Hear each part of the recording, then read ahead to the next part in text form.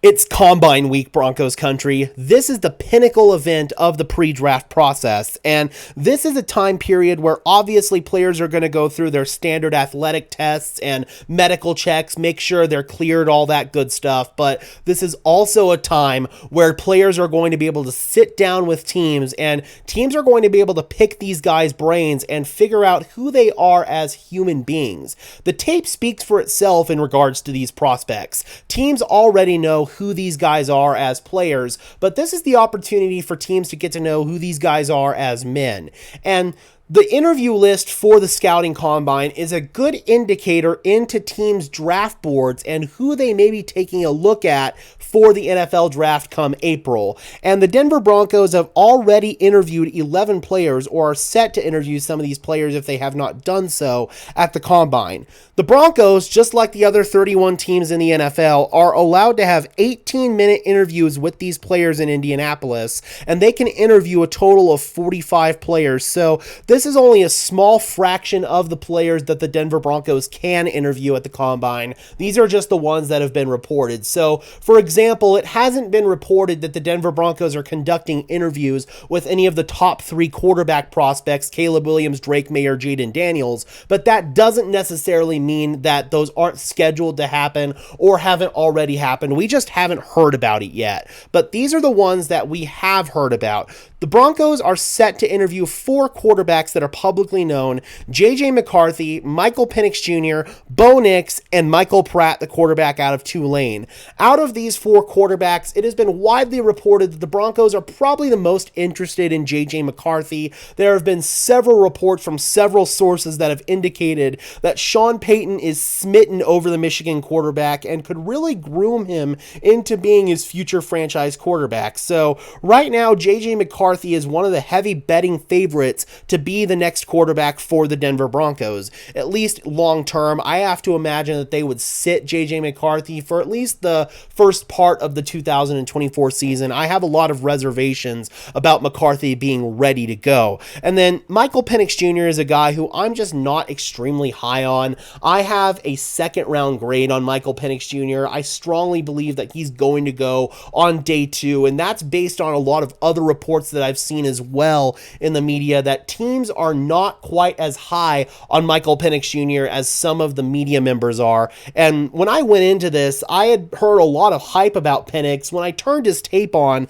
I kind of thought I was going crazy because I didn't see that type of player. And then once I heard these reports that teams don't really see it in Penix either, it makes me feel a little bit better about what I'm seeing in my evaluations, because that means that Michael Penix Jr. is not exactly highly thought of by the NFL, so I view him as a day 2 quarterback. The Broncos might be able to get him in the 3rd round if he slips down that far, but I think he might go in the 2nd round.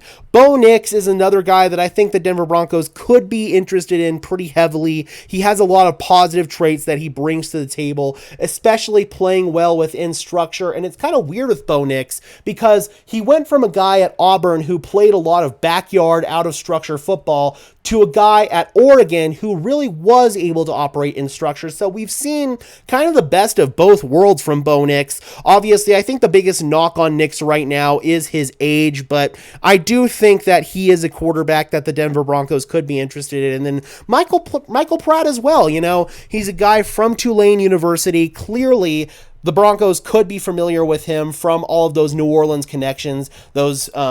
Those connections could really mean something at the end of the day, and Michael Pratt could be a guy that the Denver Broncos are interested in as a day 2, maybe early day 3 quarterback. The Broncos have also tipped their hand at some other positions that they may be looking at in the draft, and they're positions that we all know the Denver Broncos need to upgrade. Edge rusher, they're going to be interviewing 3 guys there. Mo Camara out of CSU, a guy that no doubt a good chunk of Broncos country is familiar with, and then Jared Verse, the edge rusher out of Florida State, and Chris Braswell out of Alabama. Those are 2 other guys that the Denver Broncos could be looking at to upgrade their edge rush room, who I feel like at this point in time, the Broncos have a bunch of Robins in that edge rush room, but not a true Batman. And I think that a guy, especially a Jared Verse could come in, maybe a Chris Braswell as well, and be that Batman to all the other Robins that we have in that edge rush room, from Baron Browning to Jonathan Cooper to Nick Bonito. The Broncos then are going to be interviewing a couple of off-ball linebackers, and there could be a void for the Denver Broncos at off-ball linebacker this year, because it's been announced by George Payton that Drew Sanders is likely to be transitioning full-time to the edge. That's another kind of Robin guy that we have. I don't even know if Drew Sanders is a Robin at this point. He really struggled in developing in his first season, and I'm kind of surprised the Broncos are giving up on the experiment of Drew Sanders at off-ball linebacker so early. And then with Josie Jewell set to be a free agent, the Broncos might have a serious void to fill at off-ball linebacker. So Trevin Wallace out of Kentucky, and then Maris Liafau. I cannot pronounce that name. I'm so sorry. I've always struggled with this one. The linebacker out of Kentucky. And then interior defensive line is another position where I feel like the Broncos are strongly going to be looking to upgrade. The only starter on the Broncos interior D line that I foresee returning is going to be Zach Allen. Maybe Mike Purcell on a reduced contract, but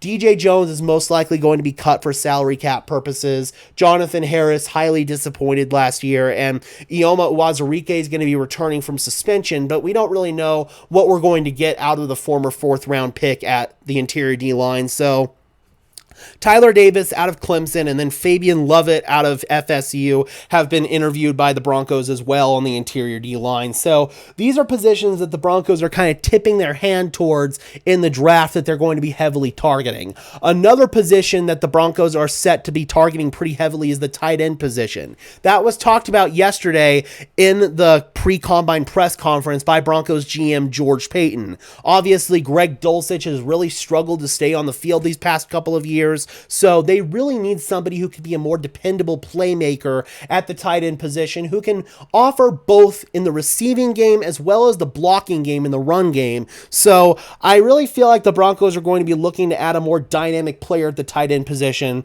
Brock Bowers is not going to be there at 12, and if the choice is between Brock Bowers and a quarterback, then the Broncos still have to take the quarterback, in my opinion. It's very similar to the choice that they had in 2018 when they could have taken Josh Allen. Instead, they ended up taking Bradley Chubb. It's the exact same dynamic there, where the best player available at another position still does not bring you the same value that taking the quarterback would. So I'm somebody who is of the strong opinion that the Denver Broncos cannot piss around and take another position in the first round. They have tried everything except draft a first-round quarterback. I'm not counting Paxton Lynch because the dude never had the mental commitment to play in the NFL. I just don't count that because that wasn't a real effort to upgrade the quarterback position.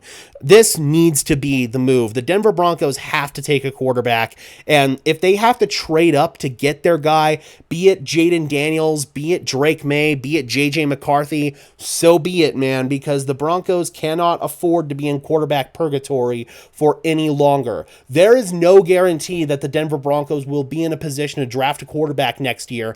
Even if they strip the roster, they could outperform their expectations with a Sean Payton coach team that, let's just be honest, Sean Payton refuses to lose. He doesn't tank games. They had their prime opportunity to do that last year when they started off 3-5, and lo and behold, they never did it. So there's no guarantee the Broncos will be in position to draft a quarterback next year. They are in position to draft a quarterback this year. This is their chance. They have to take it. All right, Broncos country, I'm curious about your thoughts on these players that the Broncos are interviewing at the Combine, and what other players would you like to see the Denver Broncos add to this interview list before they leave Indianapolis? Drop those comments down below, guys. I would love to hear your thoughts as always. Be sure to leave a like on this video as well as subscribe and ring the bell so these videos appear in your notification feed. I would really appreciate it, guys. Those are two free and easy ways to show your support, helps tell YouTube's algorithm to push us out, and helps us get seen by more and more members of Broncos country just like you and me.